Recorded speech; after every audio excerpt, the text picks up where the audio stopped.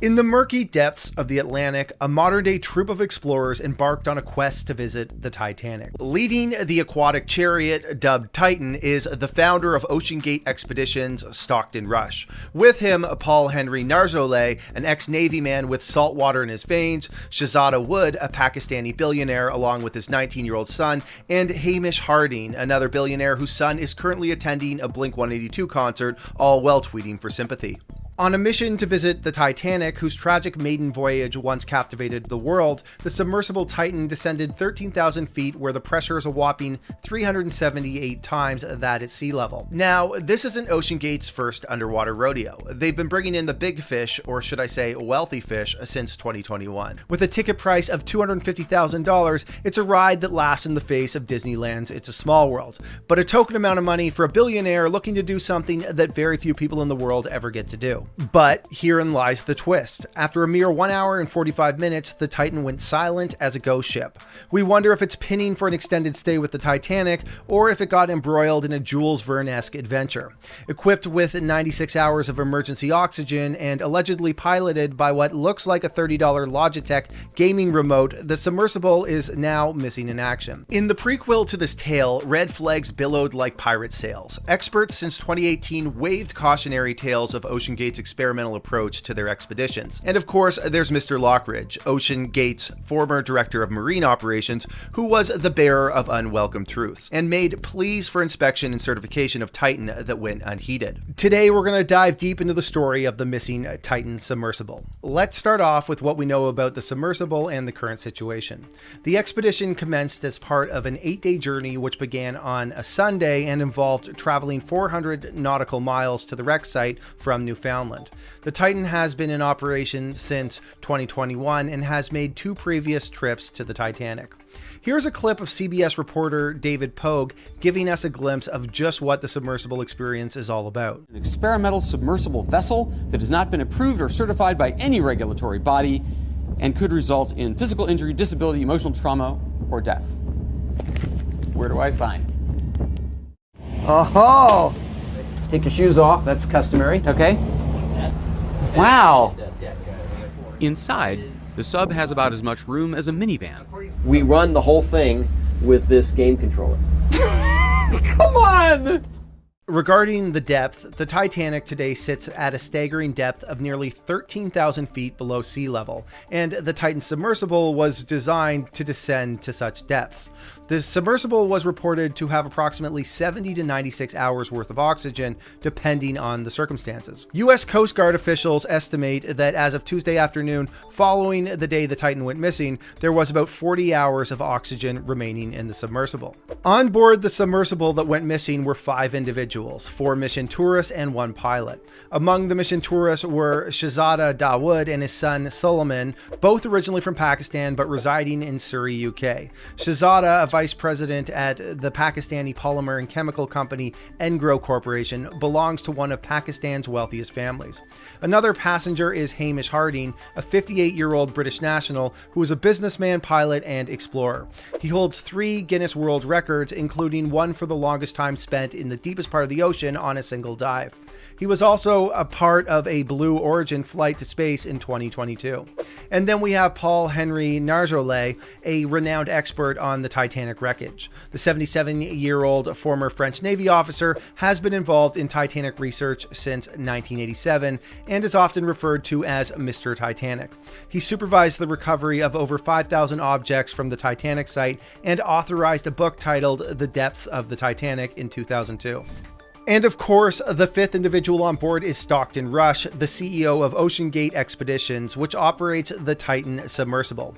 Stockton, a former United Airlines captain, founded OceanGate in 2009 with the vision of making it the world's leading provider of crewed submersibles for charter and research. Guys, I'm not going to pretend to be an expert on submersibles, but I've read a few articles on it, and I'm going to walk you through the possible scenarios based on what's being written.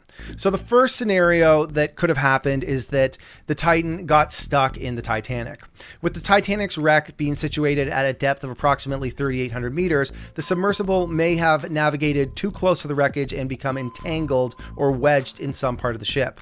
Given that the Titan was operating independently without a tether, maneuvering too close to the Titanic's deteriorating structure could have made it susceptible to getting trapped. The second common theory being thrown out there is that there could have been a catastrophic leak. Given that the pressure at the depths where the Titanic rests is roughly 380 times greater than atmospheric pressure at sea level, the Titan's hull would have been under immense strain. Despite being made of materials such as carbon fiber and composite titanium that are designed to withstand such pressures, a defect or failure in the hull's integrity could have led to a catastrophic leak or even an implosion. A third scenario being thrown around is that if the Titan suffered a power failure or a system malfunction, it could have been incapacitated and carried away by deep sea currents. Considering that the submersible has a real-time hull health monitoring system, it's possible that an unforeseen mechanical issue occurred, rendering it motionless. In such a scenario, without the ability to navigate, it could be at the mercy of the currents. And the last possible scenario that I'm commonly reading about is that it is possible that the submersible made it back to the surface but lost communication with the support vessel. The Titan had an acoustic link for communication, which might have failed. Additionally, if it surfaced in adverse weather conditions, it could further hinder the ability to establish communication. With the passengers potentially stuck inside, as the submersible might be bolted from the outside for pressure integrity, they could be awaiting rescue without a means to communicate their location. So now let's quickly get into the rescue mission. Canadian and US authorities are conducting an extensive search in a vast area of the North Atlantic, which exceeds 7,600 square miles. To put this into perspective, this search area is larger than the state of Connecticut. The Canadian military has also deployed sonar buoys into the search zone to listen for any acoustic signals that may emanate from the Titan. In addition, a French research vessel with a deep sea diving robot on board has been dispatched to join the search efforts upon the request of the US Navy. This vessel is expected to significantly aid the operation given its specialized equipment, crucial for searching in deep sea conditions. Sadly, most of the experts that we hear online are making the chances of a recovery sound pretty slim. And most recently, there was a glimmer of hope. With around 25 hours of oxygen left, loud banging noises were detected in 30-minute intervals. This was according to internal email updates sent by the Department of Homeland Security's National Operations Center, obtained by Rolling Stone. But still, experts are saying it's like finding a needle in a haystack. Let's wrap it up. The fate of these modern-day explorers encased in a submersible is eerily reminiscent of the very ship they sought to visit, the Titanic. Like the Titanic, they dared to challenge the limits, surrounded by both the wonder and the peril of the ocean's depths. Now, all we can do is wait and watch as the world watches with bated breath as the rescue teams scour the immense expanse of the Atlantic. But the vastness and depth of the ocean are formidable adversaries in this race against time. The dedicated rescue efforts utilizing cutting-edge technology reflect the indomitable human spirit to protect life. Yet questions abound about the planning and safety measures taken by OceanGate expeditions. The Titan's disappearance serves as a reminder of the relentless and unpredictable nature of the sea, and also the price of humans daring to push the edges of exploration. Irrespective of the outcome, this incident will undoubtedly become a part of the maritime annals and perhaps serve as a catalyst for renewed scrutiny and regulations in deep sea exploration. All right, everyone, this story is obviously developing. This is a different kind of video than the ones that we normally do, but I thought, hey, this is a developing story. Everybody's interested in it. Let's try to bring you up to speed if this is something that you want to know about. So please let me know what you think in the comment section. And as the story develops, if you find any interesting information, links, any of that sort of stuff, please share it in the comment section. And I promise you, I will personally respond to all of your comments. All right, everybody, thanks for watching. So guys, we just recently launched this channel and we noticed that 99.9% of our viewers are not subscribed. So if you enjoyed this video, we need your help in growing this channel. By subscribing, that would help us keep the lights on and make sure that our crews have jobs in these uncertain times. So please hit that subscribe button and we promise to make more quality videos that I'm sure you're going to love.